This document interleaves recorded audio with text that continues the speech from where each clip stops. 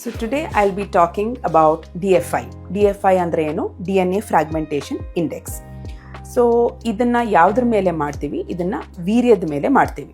We do it on semen. ಯಾರಿಗೆ ಇದನ್ನ ಮಾಡ್ತೀವಿ ನಾವು DFI ಅನ್ನೋದು? ಇವಾಗ ಮದುವೆ ಆಗಿ ತುಂಬ ವರ್ಷಗಳಾಗಿರುತ್ತೆ, ಇನ್ನೂ ಮಕ್ಕಳಾಗಿರಲ್ಲ, ಅಥವಾ ಮಲ್ಟಿಪಲ್ ಟೈಮ್ಸ್ IUI ಮಾಡಿಸ್ಕೊಂಡಿರ್ತಾರೆ, ಫೇಲ್ ಆಗಿರುತ್ತೆ, ಅಥವಾ ಮಲ್ಟಿಪಲ್ ಟೈಮ್ಸ್ IVF ಮಾಡಿಸ್ಕೊಂಡಿರ್ತಾರೆ, ಅದು ಫೇಲ್ ಆಗಿರುತ್ತೆ. ಅಂಥವ್ರಿಗೆ ನಾವಿದು DFI ಅಂತ ಟೆಸ್ಟು ಆಫರ್ ಮಾಡ್ಬೋದು. ಈ DFI ಅನ್ನೋದು ಏನು ಮಾಡ್ತೀವಿ, ಎಷ್ಟು ಸ್ಪರ್ಮ್ಸ್ಗಳು ಜೆನೆಟಿಕಲಿ DNA ಫ್ರಾಗ್ಮೆಂಟ್ ಆಗದೇ ಇರೋ ಸ್ಪರ್ಮ್ಸು ಎಷ್ಟು ನಾರ್ಮಲ್ ಆಗಿದೆ ಅಂತ ನೋಡ್ತೀವಿ. ಜನರಲಿ ನಮಗೆ ಅಟ್ಲೀಸ್ಟ್ 15% ನಮಗೆ ಫ್ರಾಗ್ಮೆಂಟ್ ಆಗದೇ ಇರೋ ಸ್ಪರ್ಮ್ಸು ಇರಬೇಕು. ಸೊ ಅದಂದರೆ ನಮಗೆ ನಾರ್ಮಲ್ ಸ್ಯಾಂಪಲ್ ಅಂತ.